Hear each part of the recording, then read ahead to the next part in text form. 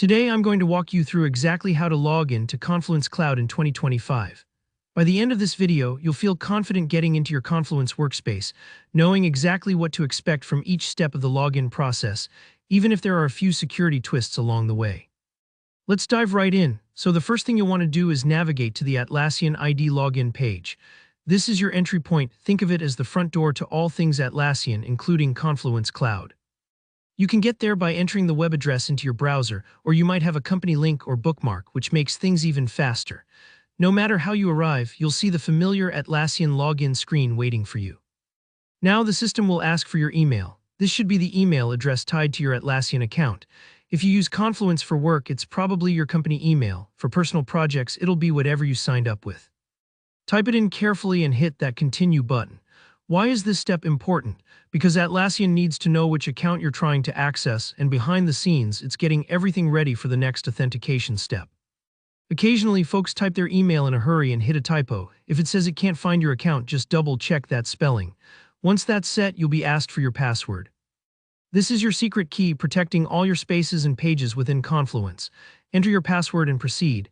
But here's the thing, passwords can be easy to forget, especially if you don't log in every day or if you have many different Atlassian products.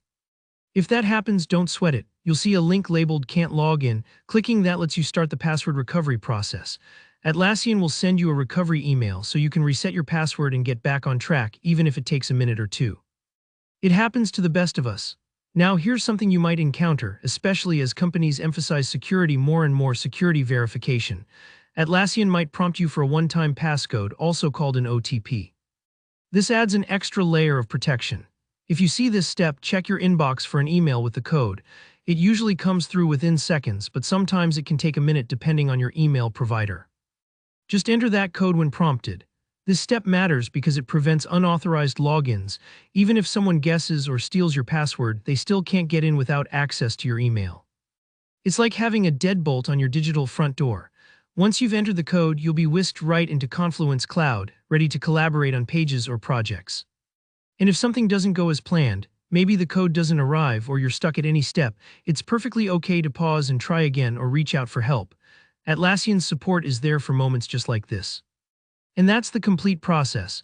It's mostly straightforward with a couple of security checks for your protection, but following these steps will make sure you're up and running quickly. If you found this walkthrough helpful, give the video a like. It really supports the channel.